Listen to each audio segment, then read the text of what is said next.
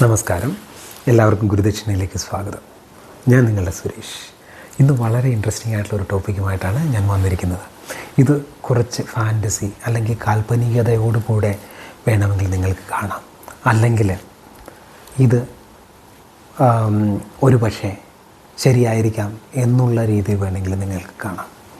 Okay, അപ്പോൾ ഞാൻ ആ ടോപ്പിക്കിലേക്ക് കിടക്കാം. ഒരിക്കൽ ഞാനും കുടുംബവും അവഞ്ചേഴ്സ് സിനിമ കണ്ട് തിരിച്ചു വരികയായിരുന്നു. അപ്പോൾ എന്നോട് മക്കൾ ചോദിക്കുകയുണ്ടായി, അച്ഛൻ നമ്മുടെ പുരാണത്തിൽ പറഞ്ഞിരിക്കുന്ന സൂപ്പർ ഹ്യൂമൻ ബീങ്സിനെ പറ്റി പറയാമോ എന്ന്.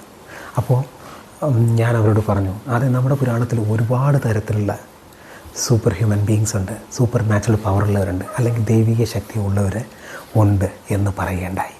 എന്നിട്ട് ഞാൻ അവരോട് ഗന്ധർവന്മാരെ പറ്റിയും അപ്സരസുകളെ പറ്റിയും കിന്നരന്മാരെ പറ്റിയും യക്ഷന്മാരെ പറ്റി, നാഗകളെ പറ്റിയിട്ട്, സുവർണാസിനെ പറ്റിയിട്ട്, വിദ്യാധരന്മാരെ പറ്റിയിട്ട് ഒക്കെ പറയുകയുണ്ടായി.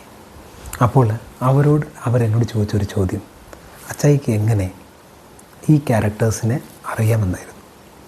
അപ്പോൾ ഞാൻ പറഞ്ഞു, എൻ്റെ വല്യമ്മച്ചിക്ക് പുരാണത്തിൽ നല്ല പാണ്ഡിത്യം ഉണ്ടായിരുന്നു. അപ്പോൾ അതുകൊണ്ട് എനിക്ക് ഇങ്ങനെയുള്ള കഥകൾ കേൾക്കാൻ കഴിഞ്ഞിരുന്നു. അപ്പോൾ നിങ്ങൾ പലരും ഇങ്ങനെയുള്ള കഥകൾ കേൾക്കാൻ കഴിയാത്തതുകൊണ്ട് ഒരുപക്ഷെ ഈ സൂപ്പർ ഹ്യൂമൻ ബീങ്സിനെ പറ്റി നിങ്ങൾക്ക് അറിയാൻ കഴിഞ്ഞെന്ന് വരില്ല. അങ്ങനെയുള്ളവർക്കായിട്ടാണ് ഈ വീഡിയോ ഞാനിവിടെ ക്രിയേറ്റ് ചെയ്യുന്നത്. ഇതിൽ എനിക്കറിയാവുന്ന കുറച്ച് കാര്യങ്ങൾ മാത്രമേ ഞാനിവിടെ പ്രതിപാദിക്കുന്നുള്ളൂ. നിങ്ങൾക്ക് കൂടുതൽ അറിയണമെന്നുണ്ടെങ്കിൽ എന്നോട് പറയുകയാണെങ്കിൽ ഞാൻ വേറെ വീഡിയോ പ്രിപ്പയർ ചെയ്യുന്നതായിരിക്കും. അപ്പോൾ ആദ്യം നമ്മൾ ഡിസ്കസ് ചെയ്യാൻ പോകുന്നത് ഗന്ധർവന്മാരെ പറ്റിയാണ്. ഗന്ധർവന്മാരും അപ്സരസുകളും, ആ കാറ്റഗറിയിലുള്ള ഗന്ധർവന്മാരും പുരുഷന്മാരും അപ്സരസുകൾ സ്ത്രീകളുമാണ്. അതായത് നമ്മൾ സാധാരണ പുരുഷനും സ്ത്രീയും എന്ന് പറയുന്ന പോലെയാണ് ഗന്ധർവനും അപ്സരസും എന്ന് പറയുന്നത്. അവർ വേറെ ഒരു അർലത്തിലുള്ളവരാണ്, വേറെ ഒരു ലോകത്തുള്ളവരാണ്. അവർ പറയുന്നത് ഗന്ധർവ ലോകം എന്നാണ് ആ ലോകത്തിൻ്റെ പേര്.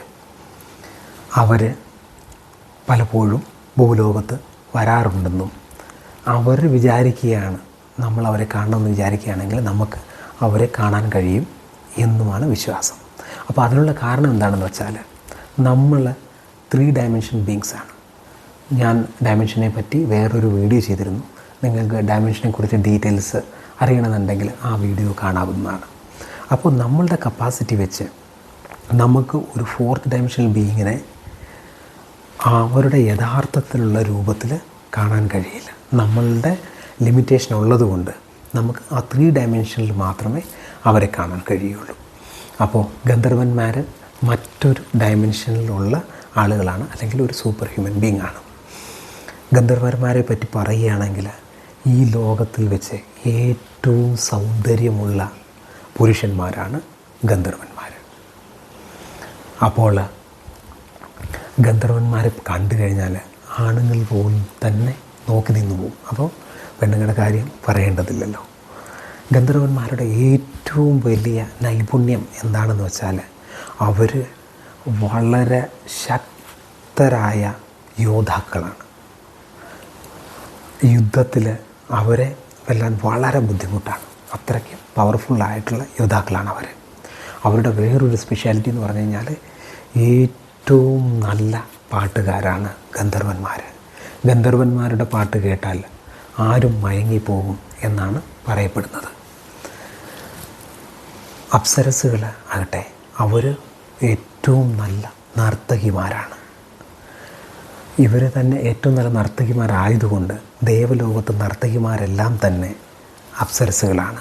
അവിടെയുള്ള പാട്ടുകാരെല്ലാം ഗന്ധർവന്മാരുമാണ്. അതുമാത്രമല്ല, ഈ ലോകത്തുള്ള 64 കലകളിലും ഏറ്റവും കൂടുതൽ നൈപുണ്യം ഉള്ളവരാണ് ഗന്ധർവന്മാരും അപ്സരസുകളും. പലപ്പോഴും ഗന്ധർവന്മാരും അപ്സരസുകളും ഭൂമിയിൽ വരികയും അവരെ പലർക്കും കാണാൻ കഴിയുകയും പലരും അവരുമായിട്ട് സ്നേഹബന്ധത്തിൽ ഏർപ്പെട്ടതുമായിട്ടുള്ള കഥകൾ ഒരുപാടുണ്ട്. അപ്പോൾ ഇത്രയും പറഞ്ഞ് ഞാൻ ഗന്ധർവന്മാരെ പറ്റിയുള്ള ഡിസ്കഷൻ ഇവിടെ നിർത്തുകയാണ്. അടുത്തത് യക്ഷന്മാരാണ്. യക്ഷന്മാരെ പറ്റി പറയുമ്പോൾ നിങ്ങൾ ഓർക്കുന്നത് എന്താണെന്ന് എനിക്കറിയാം. യക്ഷി, റൈറ്റ്? നമ്മൾ കേരളത്തിൽ മാത്രമാണ് യക്ഷികളെ പറ്റി അവർ രക്തം കുടിക്കുന്ന ഒരു കാറ്റഗറിയിലുള്ളവരാണ് എന്ന് പറയുന്നത്. യഥാർത്ഥത്തിൽ പുരാണത്തിൽ പറയുന്ന യക്ഷന്മാരും യക്ഷികളും, യക്ഷന്മാർ പുരുഷന്മാരും യക്ഷികൾ സ്ത്രീകളുമാണ്. അവർ സാധാരണഗതിയിൽ പ്രൊട്ടക്റ്റേഴ്സാണ്, അതായത് നമ്മളെ എല്ലാവരെയും കാത്തു രക്ഷിക്കുന്നവരാണ് എന്നാണ് യക്ഷന്മാരെ പറ്റി പറയുന്നത്. യക്ഷന്മാർ സാധാരണഗതിയിൽ കാടുകളിൽ, മരങ്ങളിൽ, അല്ലെങ്കിൽ ജലാശയങ്ങളിൽ, അല്ലെങ്കിൽ മലകളിൽ, അങ്ങനെയൊക്കെയാണ് അവർ സാധാരണ ഉണ്ടാകുക. സാധാരണഗതിയിൽ സമ്പത്തിൻ്റെ ഉറവിടങ്ങളിൽ ഒന്നായിട്ട് കണക്കാക്കപ്പെടുന്നത് യക്ഷന്മാരെയും യക്ഷികളെയുമാണ്. യക്ഷന്മാർക്ക് ഒരു പരിധിവരെ മനുഷ്യരെ സഹായിക്കാനുള്ള കഴിവുള്ളവരാണ്. അവർ മനുഷ്യനെ പ്രൊട്ടക്റ്റ് ചെയ്യുന്നവരാണെന്ന് ഞാൻ നേരത്തെ പറഞ്ഞിരുന്നു. അപ്പോൾ നമ്മൾ യക്ഷന്മാരുടെ ഉദാഹരണം ചോദിക്കുകയാണെങ്കിൽ കുബേരൻ ഒരു യക്ഷനാണ്. ഈ ലോകത്തിലെ ഏറ്റവും സമ്പത്ത് കയ്യിൽ വെച്ചിരുന്ന ആളാണ് കുബേരൻ. അദ്ദേഹത്തിനാണ് പുഷ്പവിമാനവും ഉണ്ടായിരുന്നത്. ആ കഥകളൊക്കെ നിങ്ങൾക്ക് അറിയാമെന്ന് വിചാരിക്കുന്നു. അപ്പോൾ യക്ഷന്മാരും യക്ഷികളും നമ്മൾ വിചാരിക്കുന്ന മാതിരി ഭയപ്പെടേണ്ട ആളുകളല്ല. അവർ നമ്മളെ സംരക്ഷിക്കുന്നവരാണ്. അവർക്ക് ഏത് രൂപത്തിൽ വേണമെങ്കിലും ഇരിക്കാൻ പറ്റും. ഏത് രൂപത്തിൽ നിന്ന് ഏത് രൂപത്തിലേക്ക് മാറാൻ വേണമെങ്കിലും കഴിയുന്നവരായിരിക്കും. പിന്നെ നമ്മൾ പണ്ട് കഥകളിലൊക്കെ കേട്ടിട്ടുള്ള നിധി സൂക്ഷിച്ചു വെക്കുന്ന ഭൂതം, അത് യഥാർത്ഥത്തിൽ യക്ഷന്മാരെയാണ് നിധി കാക്കുന്ന ഭൂതങ്ങളെന്ന് പറയുന്നത്. അപ്പോൾ ഇതാണ് യക്ഷന്മാരെ പറ്റി എനിക്ക് പറയാനുള്ളത്. ഒരു ചെറിയ ഡിസ്ക്രിപ്ഷൻ. അടുത്ത കാറ്റഗറി എന്ന് പറഞ്ഞാൽ കിന്നരന്മാരാണ്. കിന്നരന്മാരും കിന്നരികളും. കിന്നരന്മാർ നമ്മൾ നേരത്തെ ഗന്ധർവന്മാരെ പറ്റി പറഞ്ഞ പോലെ വളരെ നല്ല മ്യൂസീഷ്യൻസാണ്, പാട്ടുകാരാണ്. കിന്നരന്മാരും കിന്നരികളും പാട്ട് പാടുകയും ഡാൻസ് ചെയ്യുകയും അവരുടെ ഒരു പ്രധാനപ്പെട്ട കാര്യമാണ്. കിന്നരന്മാർ നമ്മളുടെ മനുഷ്യരെ സംരക്ഷിക്കാനായിട്ട് കഴിവുള്ള ആളുകളാണ്. ഇതിനെ നമ്മൾ ഒരുപക്ഷെ ഏഞ്ചൽസിനെ ഒക്കെ വെച്ച് നമുക്ക് കമ്പയർ ചെയ്യാൻ പറ്റും. കിന്നരന്മാർ പാതി മനുഷ്യനും പാതി കുതിരയുടെ രൂപമുള്ളവരും, കിന്നരികൾ പാതി മനുഷ്യനും പാതി പക്ഷിയുടെ രൂപവും ഉള്ളവരാണ്. ഇവരെ പറ്റി ഏറ്റവും പ്രധാനമായിട്ട് പറയാനുള്ളത്, സ്നേഹത്തിന് ഏറ്റവും കൂടുതൽ വാല്യൂ കൊടുക്കുന്ന ആളുകളാണ് കിന്നരന്മാരും കിന്നരികളും. അവർ ഏറ്റവും കൂടുതൽ സ്നേഹിച്ച് സന്തോഷത്തോടെ ജീവിക്കുന്ന ആളുകളാണ്. പക്ഷേ അവർക്ക് കുട്ടികൾ ഇല്ല. അവർ ഭാര്യ ഭർത്താവിനും ഭർത്താവ് ഭാര്യയ്ക്കും വേണ്ടി മാത്രം ജീവിക്കുന്നവരാണ്. അവരുടെ ലൈഫ് ടൈം എന്ന് പറഞ്ഞു കഴിഞ്ഞാൽ നമ്മൾ ചിരഞ്ജീവികൾ എന്ന് പറയുന്നത് പോലെയുള്ളവരാണ് കിന്നരന്മാരും കിന്നരികളും. ഇനിയും ഒരുപാട് കാറ്റഗറിയിലുള്ളവരുണ്ട്.